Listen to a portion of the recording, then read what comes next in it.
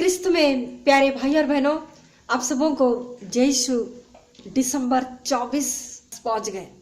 हम बहुत व्यस्त होंगे ना, गौशाला बनाने, मीठा बनाने और बहुत कुछ करना है हमको ना। आज बहुत व्यस्त हैं हम। इसके साथ साथ हम यह भी मनन करें कि इंतजार हमारे व्यक्तित्व को, हमारे स्वभाव को बदल डालता है।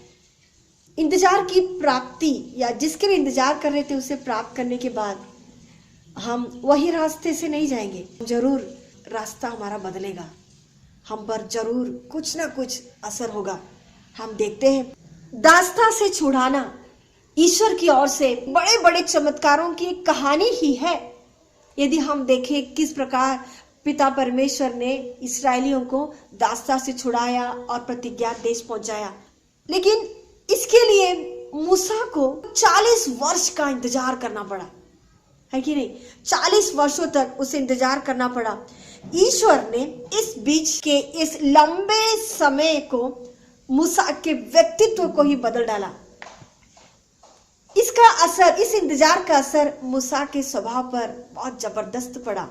मूसा शांत स्वभाव का हो गया, विनम्र बन गया।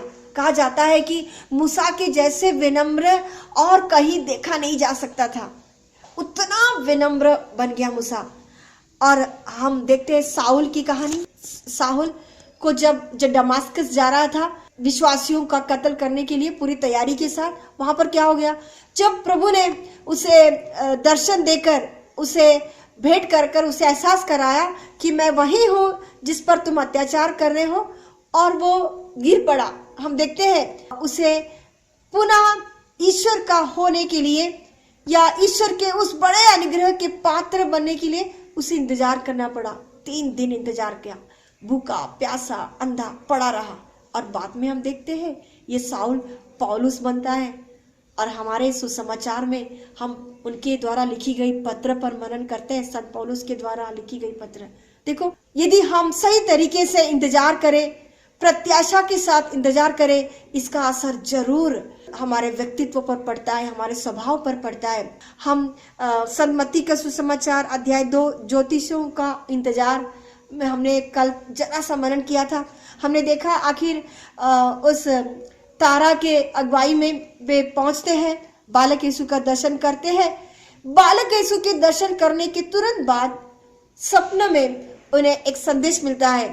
उन्हें स्वप्न में यह चेतावनी मिली कि वे हेरोद के पास नहीं लौटे, इसलिए वे क्या किए, वे दूसरे रास्ते से अपने देश चले गए।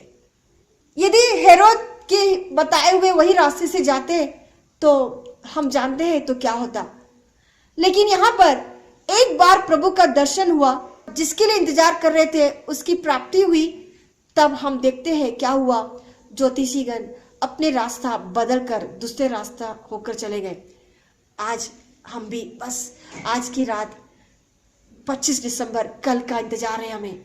हमारे इस बार जब हम गौशाला में जाकर बालक यीशु का दर्शन करेंगे ना, जरूर इस बात को याद कीजिएगा ना, यह इंतजार जो हम कर रहे थे, अब जब हम लौट रहे हैं, हम एक नए रास्ते से जा रहे हैं, पूरे जोश के साथ जा रहे हैं, साउल पौलुस बनने की तरह जा रहे हैं। मूसा के समान विनम्र और कोई नहीं था, हम पूरी विनम्रता के साथ जा रहे हैं।